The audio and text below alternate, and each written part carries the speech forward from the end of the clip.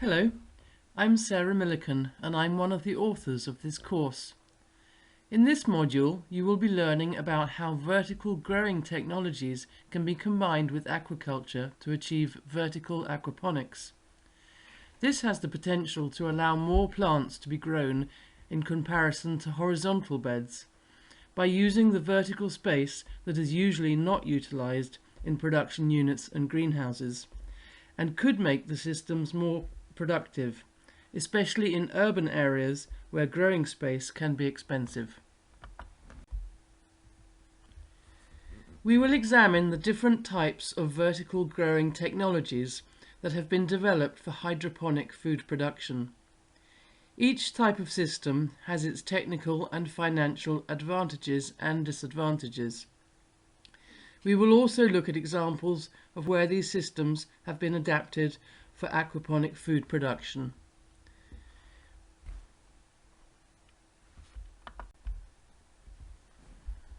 The first system we will examine is growing towers.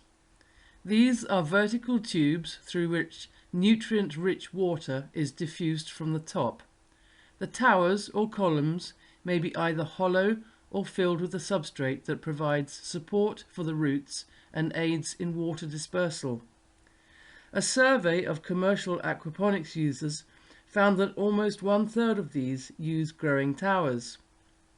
Indeed, towers allow for a very high density of plants to be grown in a small surface area. However, even in a greenhouse, unless artificial lighting is used, growing towers tend to suffer from light loss in the bottom section, leading to uneven plant growth. The second system is stacked horizontal beds. The grow beds may be deep water culture, NFT or media beds. The shorter the stature of the crop, the more tiers can be inserted into the system, which means that most stacked horizontal beds are used for growing microgreens.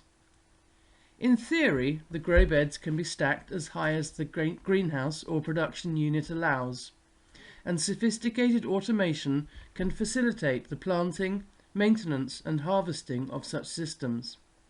However, the more high-tech the system, the more expensive it will be to purchase, so detailed cost-benefit analyses will be needed. The third system is the A-frame. This is either a stepped arrangement of hydroponic channels or angled panels of geotextile for aeroponic cultivation. Like growing towers, the bottom section of an A-frame system can suffer from light deprivation caused by partial shading from the plants higher up. This can be avoided by using systems with grow beds that rotate around the A-frame to ensure that plants obtain uniform sunlight. As with horizontal stacked beds, such automated systems can be very expensive. Living walls are modular panels made of plastic or geotextile, which are normally used in urban environments to provide amenity, biodiversity, thermal efficiency and/or amelioration of air pollutants. Experimental work has shown that such systems could potentially be used for vertical aquaponics. These systems are comparatively cheap, but as with tower and A-frame systems, light deprivation can be an issue, so artificial lighting would be needed even in a greenhouse. The choice of which vertical growing system to use will partly depend on the location of the farm. For rooftop locations, the weight of the system combined with the weight of the mature plants is a very important consideration.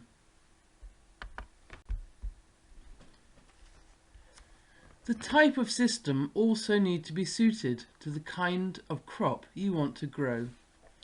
For example, microgreens can be grown most profitably in high-density tiers of stacked horizontal beds in a closed production unit.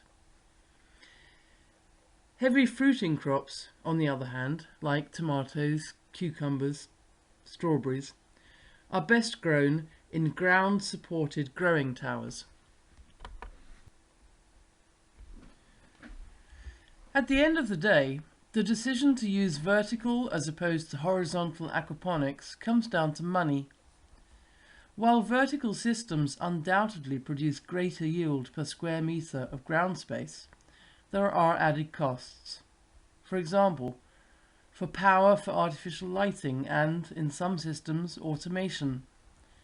For pumping water up to the top of the vertical system. For the regular cleaning that will be needed to avoid biofouling. And for increased labour costs in non-automated systems.